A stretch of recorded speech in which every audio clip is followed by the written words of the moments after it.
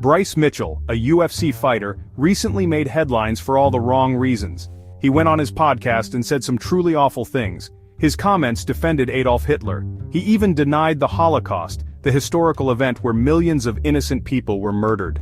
Mitchell's words were met with swift and strong condemnation. Many people wondered how an athlete could hold such views. On his podcast, Arc Insanity, Mitchell made several shocking statements. He claimed that Hitler was a good guy. He downplayed the atrocities committed by the Nazi regime. He even went so far as to suggest that the Holocaust never happened. These comments were deeply offensive and historically inaccurate. They minimized the suffering of millions and trivialized one of the darkest chapters in human history. Adolf Hitler was the dictator of Nazi Germany from 1933 to 1945. Under his leadership, Germany plunged into war and genocide.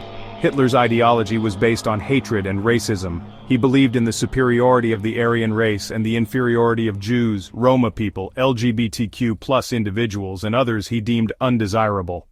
His regime systematically persecuted and murdered millions.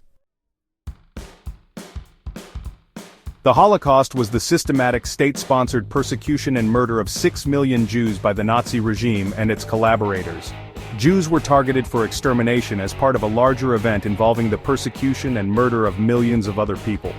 These victims included Roma people, people with disabilities, political and religious opponents, and LGBTQ+ individuals. The Holocaust was a horrific crime against humanity, and its memory serves as a reminder of the dangers of hatred and intolerance. Section 5. Dana White's response: condemnation without action. Dana White, the president of the UFC, condemned Mitchell's comments. He called them dumb and ignorant. White acknowledged the severity of Mitchell's words and the pain they caused. However, he stopped short of taking disciplinary action. White cited free speech as his reason for not punishing Mitchell. Section 6. The limits of free speech. Free speech is a fundamental right. It protects our ability to express ourselves without fear of censorship. However, there are limits to free speech. It does not protect speech that incites violence or hatred against others.